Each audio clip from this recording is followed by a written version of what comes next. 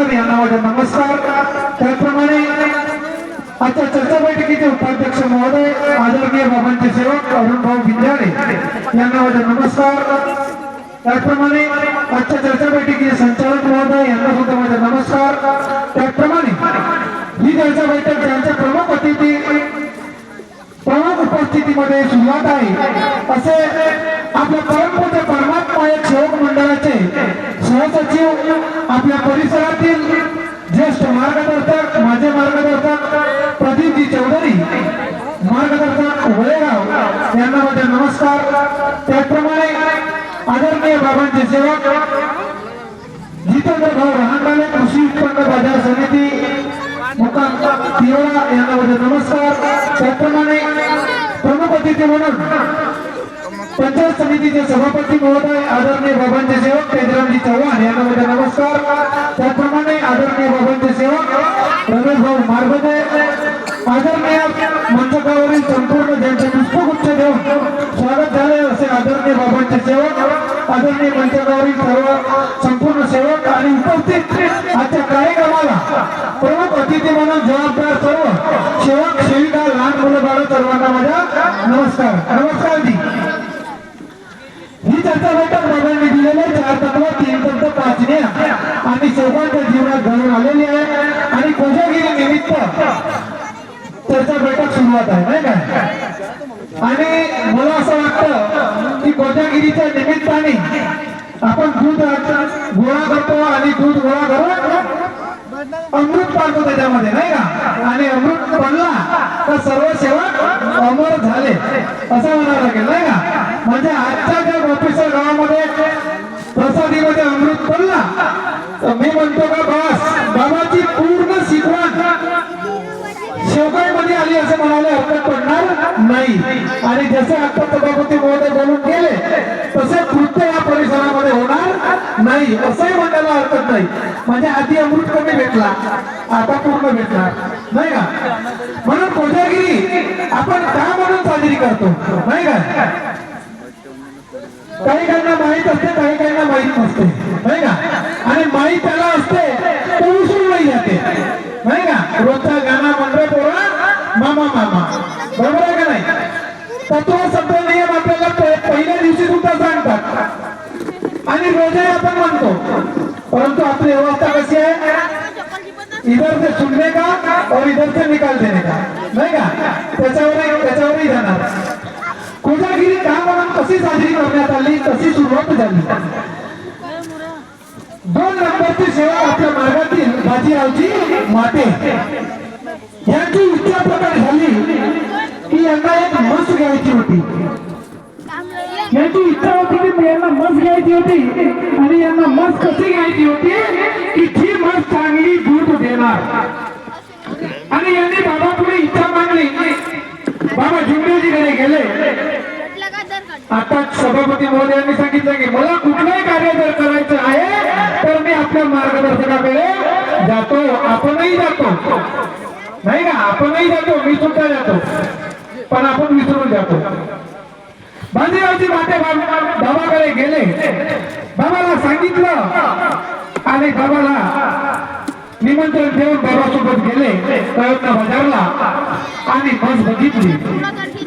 आता बाबाला जी म्हस बाबांना जी म्हस पसंत आली बाजीरावजी माटेला असं वाटलं की मला म्हस कशी घ्यायची आहे की जी 8 ते 10 लिटर दूध देणार।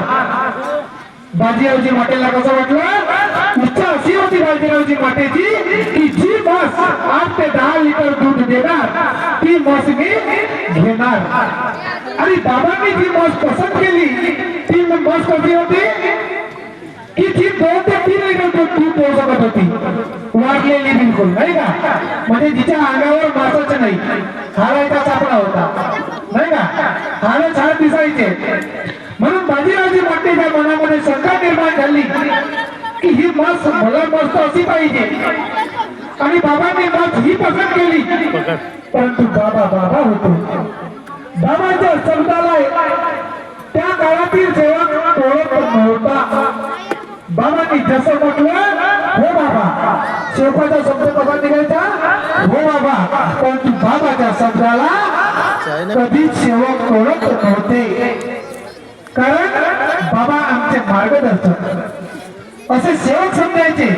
पण आपण आपल्या मार्गदर्शकाचा शब्द तोडतो की नाही? मार्गदर्शक आहे हे विसर पडतो आपल्याला, परंतु विसर पडल्यानंतर तो परमेश्वर आहे. एक दिवशी हम क्या करते तुम क्या करते, लिखने वाला लिखता है, लिखने वाला पास है सबके, दास गरीब एक कहता है. आमच्या प्रत्येक कर्माच्या तो लिखाण आपल्या स्वतःकडे लिहून ठेवतो आणि एक दिवस असा येतो की तो मर्दा पूर्ण भरला, मग फुटला जातो, गेला जीवन वाया, नाही का?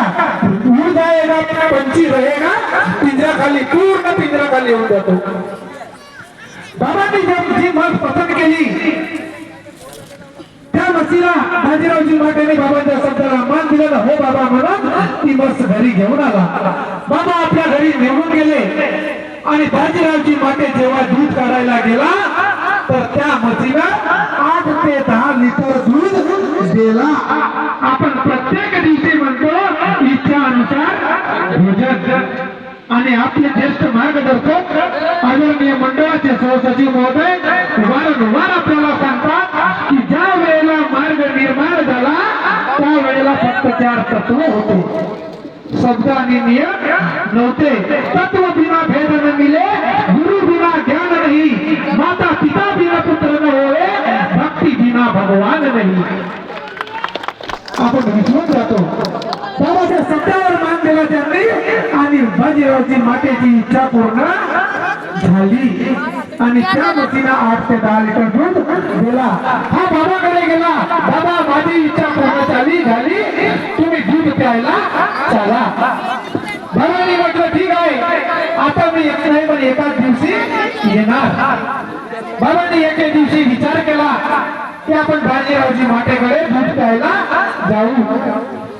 बाबा काही शोभांसोबत बाजीरावजी माटे यांच्या घरी गेले आणि ज्या दिवशी गेले तो दिवस कोणता होता? शरद पौर्णिमा कोजागिरीचा. आणि शेवकांनी बाबाला विनंती केली की बाबा आज कोजागिरीचा दिवस आहे तर आपण दूध आटवू. अनेक वाले असे करतात, तर बाबांनी सुद्धा म्हटलं की हिंदी संस्कृती प्रमाणे या भारत देशामध्ये कोजागिरीचा सण साजरा करण्यात येतो, म्हणून आपण सुद्धा कुठलाही जुना विचार लक्षात न आणता हिंदी संस्कृती प्रमाणे हा सण आपण साजरा करूया. आणि त्या निमित्त बाबांनी चर्चा बैठक घेतली आणि चर्चा बैठक घेऊन दूध आटवला आणि ती प्रथा सर्वांनी झाली. अशा प्रकारे कोजागिरीची सुरुवात झाली. आता विषय असा होता, मी आधीच म्हटलं नाही का, रोजचा गाणं म्हणतो थोडा मामा मामा, म्हणजे इकडून ऐकणे आणि इकडून सोडणे, याचा कसा होतो? तत्व तेच आहे, तत्व तेच आहे, नियम तेच आहे, शिकवण तेच आहे आणि सांगणारी तेच आहे, फक्त समजण्याचं फरक वेगळं होतो. काय होतं? एक मूर्तिकार असतो आणि तो 3 मूर्त्या बनवतो, सारख्या मूर्त्या बनवतो. आपण जेव्हा कसे आहोत, आपण काय करत आहोत? एक अनुभव सांगतो थोडक्यात.